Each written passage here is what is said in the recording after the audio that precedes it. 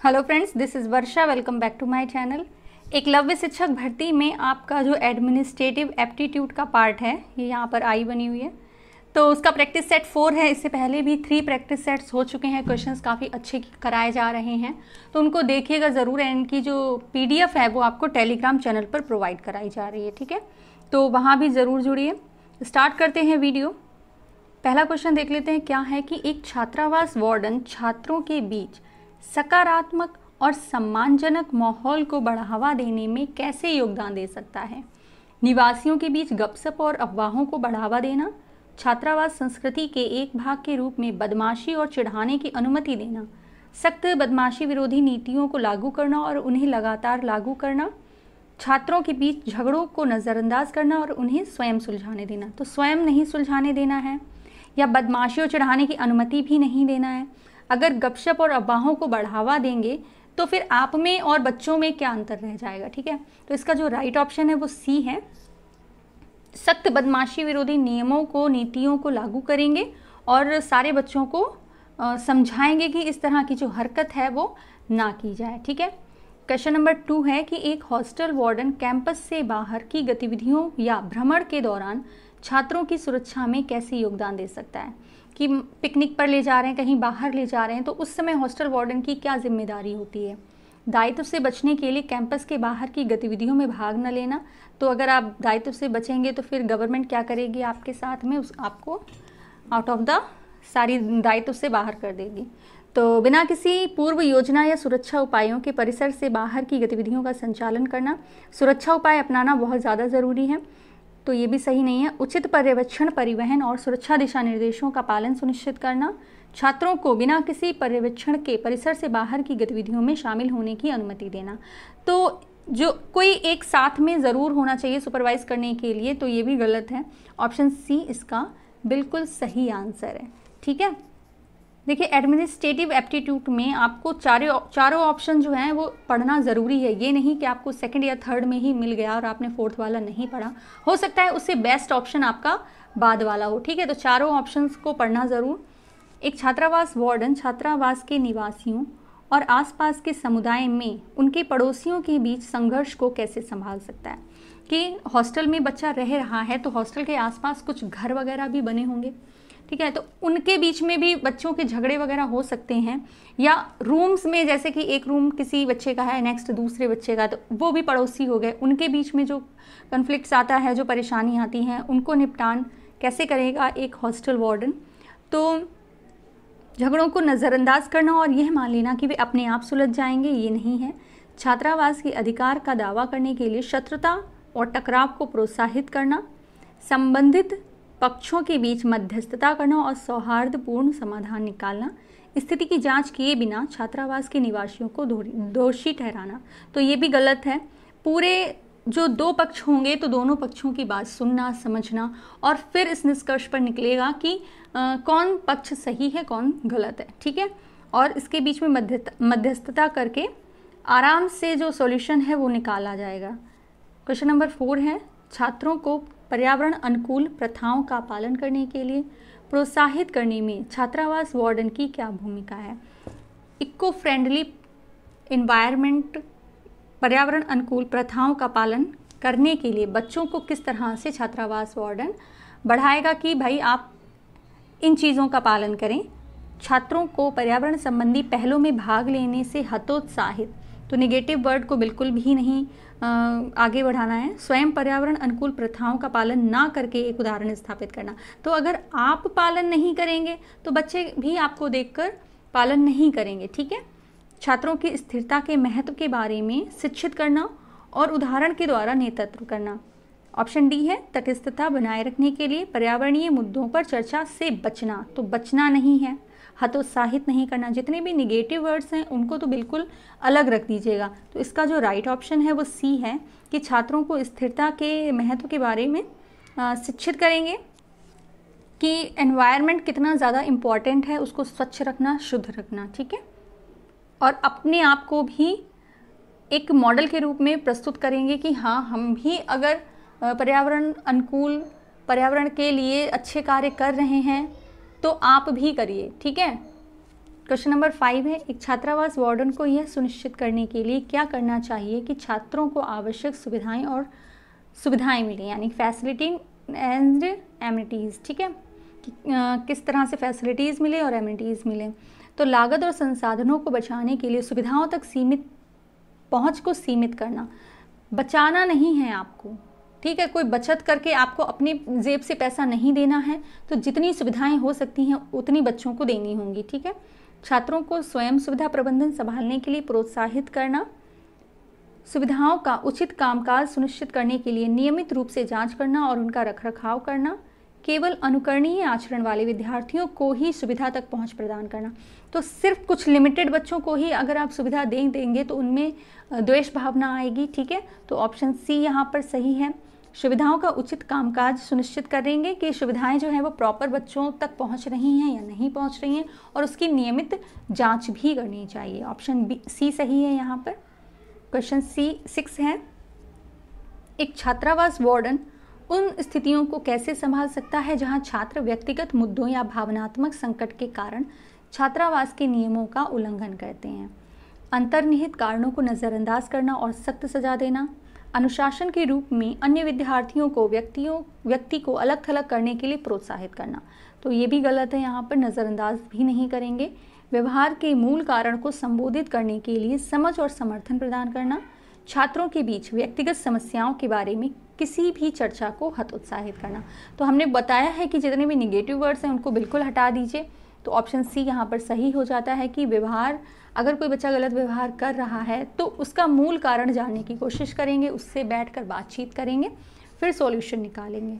ठीक है, क्वेश्चन 7 देख लेते हैं। एक छात्रावास वार्डन छात्रों में स्वतंत्रता और जिम्मेदारी की भावना को बढ़ावा देने में कैसे योगदान दे सकता है। हर बच्चे को बचपन से ही जिम्मेदारी की आदत डालनी चाहिए और उनको अनुशासनात्मक जो जीवन है वो जीने के लिए प्रेरित करना चाहिए। ऑप्शन देख लेते हैं। ए, अनुशासन सुनिश्चित करने के लिए छात्रों के जीवन के सभी पहलुओं को सूक्ष्म प्रबंधन करना। सूक्ष्म प्रबंधन नहीं करना है, छात्रावास के कर्मचारियों को सभी जिम्मेदारियां सौंपना और छात्रों को शामिल नहीं करना। तो अगर आप छात्रों को शामिल नहीं करेंगे तो वो जिम्मेदारी उठाना कैसे सीखेंगे। छात्रों को अपना निर्णय लेने और अपने अनुभवों से सीखने की अनुमति देना, विद्यार्थियों को शैक्षणिक गतिविधियों पर ध्यान केंद्रित करने के लिए पाठ्येतर गतिविधियों में भाग लेने से हतोत्साहित करना। तो इसका राइट ऑप्शन यहाँ पर सी है कि छात्रों को निर्णय लेने दें और उसके बाद में उनको जो अनुभव मिलते हैं, ज़रूरी नहीं कि वो सफल ही हो जाएं, असफलता भी एक बहुत बड़ा अनुभव होती है। तो चाहे वो सफल हो चाहे असफल हो, वो अपने अनुभव से सीखें कि हमने जो निर्णय लिया है वो सही था या गलत था, तब वो एक सही दिशा में बढ़ेंगे आगे। ठीक है, तो ऑप्शन सी यहाँ पर सही है। क्वेश्चन नंबर 8 है, शैक्षणिक चुनौतियों का सामना करने वाले छात्रों के मामले में वार्डन की क्या भूमिका है। छात्र के शैक्षणिक प्रदर्शन की उपेक्षा करें और केवल अनुशासन पर ध्यान केंद्रित करें, शिक्षण और शैक्षणिक सहायता प्रदान करें और छात्रों को सहायता के लिए संसाधनों से जोड़ें, संघर्षरत छात्र का उपहास करने के लिए अन्य छात्रों को प्रोत्साहित करें। तो ये तो बहुत ही गलत है कि अगर कोई बच्चा असफल है या उसके मार्क्स कम आ रहे हैं तो और बच्चों से कहेंगे कि हाँ इनकी हंसी उड़ाओ, ये बिल्कुल गलत है। बिना किसी मदद की पेशकश के छात्रों को उनके शैक्षणिक संघर्ष के लिए दोषी ठहराना, तो ऐसा भी नहीं करेंगे। ऑप्शन बी यहाँ पर सही है कि अगर कोई बच्चा शैक्षणिक चुनौतियों का सामना कर रहा है, उसके मार्क्स कम आ रहे हैं, वो पढ़ाई में पीछे है, तो एक हॉस्टल वार्डन की जिम्मेदारी ये बनती है कि वो बच्चों तक शिक्षा की पहुंच को, शिक्षा के जो और संसाधन हैं उनकी पहुंच को सुनिश्चित करे। ठीक है, उनका थोड़ा टाइम टेबल डिसाइड करे और खुद भी अगर चाहे तो थोड़ा सा सपोर्ट उसको कर सकता है। ठीक है, क्योंकि बिना हेल्प के बच्चे आगे नहीं बढ़ सकते हैं। एक छात्रावास वार्डन ये कैसे सुनिश्चित कर सकता है कि छात्रावास परिसर विकलांग छात्रों के लिए सुलभ है। देखिए, इंक्लूसिव एजुकेशन, वहाँ पर हर तरह का बच्चा होता है। ठीक है, समावेशी शिक्षा, तो उसमें विकलांग छात्र अगर होंगे तो उनके लिए भी हॉस्टल में प्रबंधन होना चाहिए। ठीक है, विकलांग छात्रों की पहुंच संबंधी आवश्यकताओं की उपेक्षा करना, निगेटिव वर्ड, नियमित ऑडिट करना और पहुंच के लिए आवश्यक संशोधन करना, विकलांग छात्रों को छात्रावास में रहने से बाहर कर देना, तो ये भी बिल्कुल गलत है। विकलांग छात्रों के लिए कोई भी आवास बनाने से इनकार करना, तो भाई आप नहीं होते हैं कोई भी वहाँ पर जो आवास बनाने से इनकार करने वाले, तो यहाँ पर जो राइट ऑप्शन है वो बी है। आपका काम बस इतना है कि जो भी विकलांग छात्र है उन तक सुविधाओं की आवश्यक जो ज़रूरतें हैं उनकी पहुंच सुनिश्चित करना, ठीक है, और उनकी जांच परख करना। तो ऑप्शन बी यहाँ पर सही है। नेक्स्ट है क्वेश्चन 10। एक छात्रावास वार्डन सुरक्षित और स्वस्थ भोजन वातावरण को बढ़ावा देने और बनाए रखने में क्या भूमिका निभाता है? छात्रों को पर्यवेक्षण के बिना अपना भोजन पकाने की अनुमति देना। तो बच्चे इतने छोटे होते हैं वो अपना खाना नहीं बना सकते हैं, सुपरवाइज करना बहुत ज़रूरी है।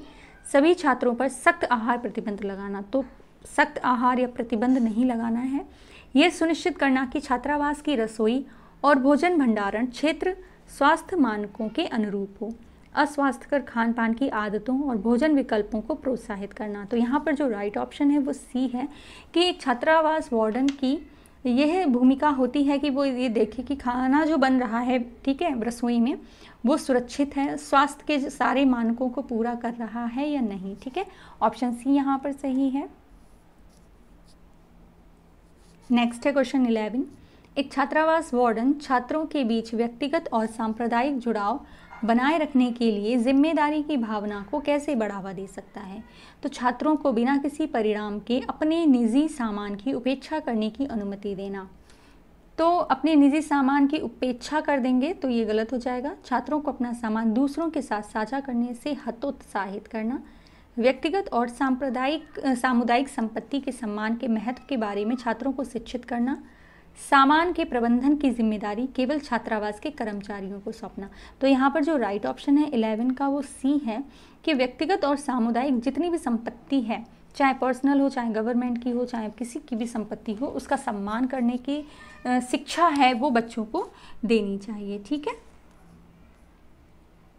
नेक्स्ट है क्वेश्चन 12 देख लेते हैं।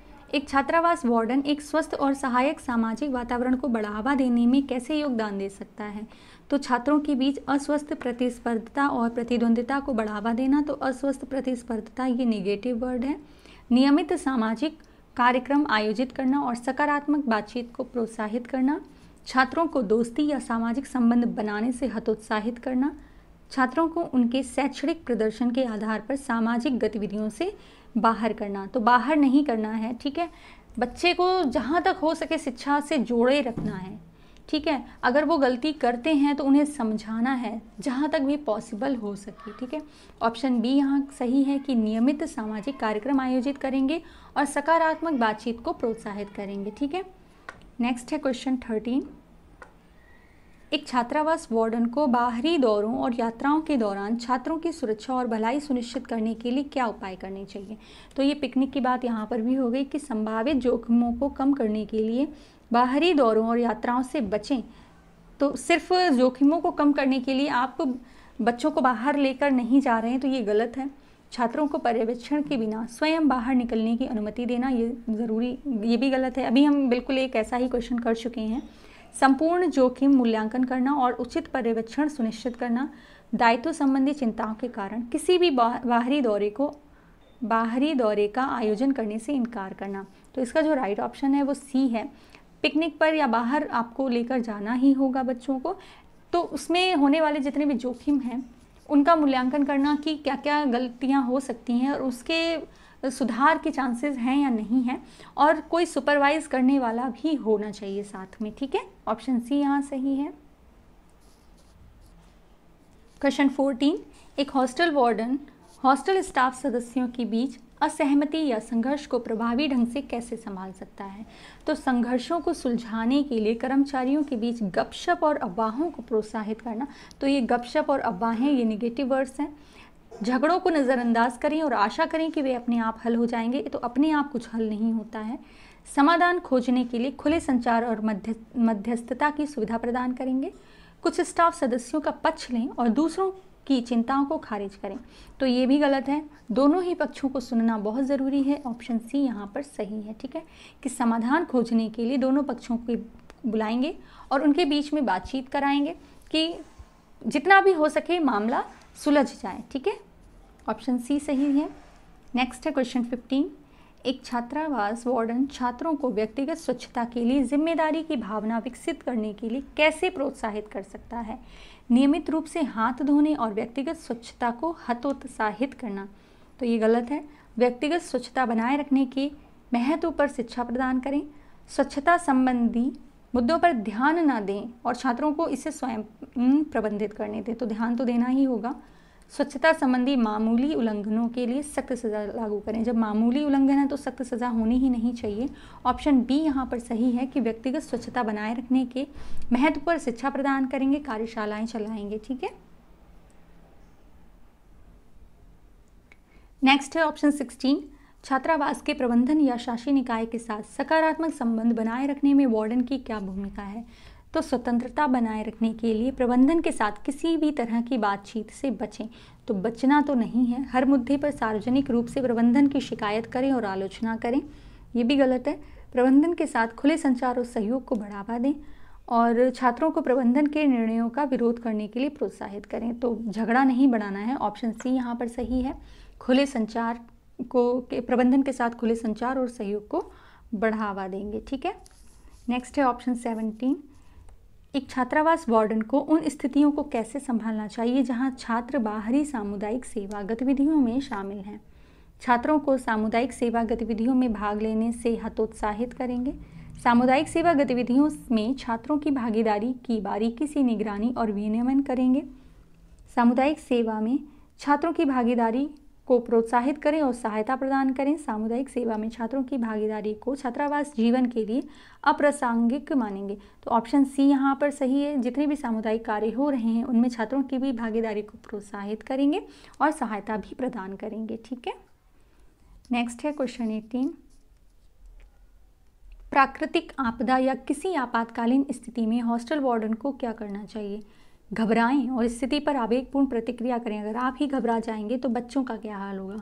पूर्व स्थापित आपातकालीन योजना का पालन करें और निवासियों की सुरक्षा सुनिश्चित करें। तो आपातकालीन योजना का पालन करें और निवासियों की सुरक्षा सुनिश्चित करें, ये सही है, लेकिन आगे की भी ऑप्शन पढ़ लेते हैं। आपातकालीन स्थिति पर ध्यान न दें, तो ध्यान तो भाई देना होगा। ठीक है, स्वयं को अलग कर लें और छात्रावास के अन्य कर्मचारियों के साथ समन्वय करने से बचें। तो ये भी गलत है। अगर आप स्वयं को अलग कर लेंगे तो स्टाफ और उन जो हॉस्टल के बच्चों की जिम्मेदारी आप पर है उसको कैसे संभालेंगे। ठीक है, तो ऑप्शन बी इसका सही है। नेक्स्ट है क्वेश्चन 19, एक छात्रावास वार्डन को विविध पृष्ठभूमि के छात्रों के बीच सांस्कृतिक आदान प्रदान और प्रशंसा को बढ़ावा देने के लिए क्या कदम उठाने चाहिए। सांस्कृतिक मतभेदों के आधार पर रूढ़िवादिता और भेदभावपूर्ण व्यवहार को प्रोत्साहित करें।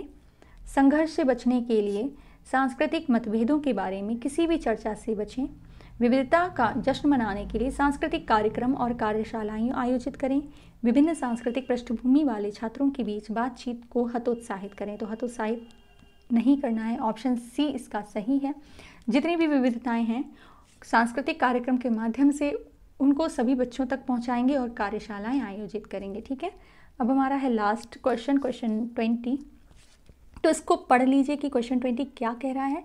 एक छात्रावास वार्डन छात्रों को महत्वपूर्ण जानकारी और अपडेट कैसे प्रभावी ढंग से संप्रेषित कर सकता है। तो ये आपका है होमवर्क। ठीक है, ये होमवर्क है, इसका आंसर आप कमेंट बॉक्स में ज़रूर दीजिएगा।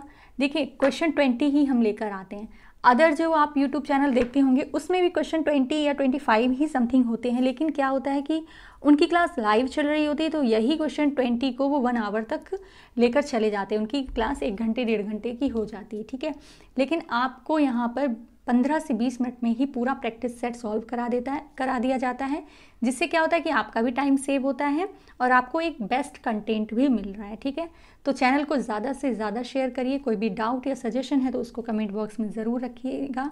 And thanks for watching.